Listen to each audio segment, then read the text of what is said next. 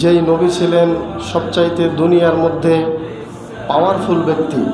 আমরা সবাই জানি যেই নবীর অনুমতি ছাড়া, যেই নবীর আগমন ব্যতীত জান্নাতের দরজা পর্যন্ত খোলা হবে না। সুবহানাল্লাহ। আজও পর্যন্ত সহিহ বুখারীর বর্ণনায় এসেছে, এখনও একজন জান্নাতের প্রহরী ওই দরজায় দাঁড়িয়ে আছে। আল্লাহ রাব্বুল আলামিন তাকে নিযুক্ত করে রেখেছেন এই জন্য যে যেদিন মুহাম্মদ আসবে, এসে ঠোকা দেবে, করাঘাত করবে, তখন যদি সে বলে যে আমি মুহাম্মদ, তখন জান্নাতের দরজা খুলবে। এর আগে যেই আসুক জান্নাতের দরজা খুলবে না। সুবহানাল্লাহ। সেই পাওয়ারফুল নেতার উম্মত আমরা, উম্মতে মুহাম্মাদি। আর সেই নবীর নামে আমরা এখন বেদাত করি না? সেই নবীর নামে বেদাত হচ্ছে ঈদে মিলাদুন নবী, যেটা হানাফি ভাইয়েরা পালন করবে।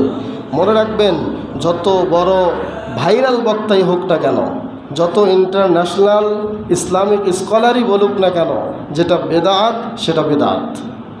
সেটা যদি অন্য অন্য বড় বড় দেশের বড় বড় আলেমরাও বলে, বড় বড় আলখেল্লা পড়া হুজুররাও বলে যেটা বেদাত, সেটা বেদাতই। বেদাতকে সুন্নত বলার কোনো সুযোগ নাই, যেটা আল্লাহর নবী করেন নাই। মিলাদুন নবী শব্দের অর্থ হলো নবীর জন্মদিন।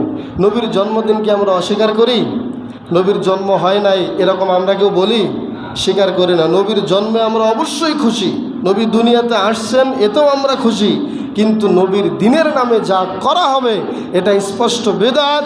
এটা আল্লাহ রাসূল কেউ অনুমতি দেয় নাই, কোনো সাহাবীরা করে নাই।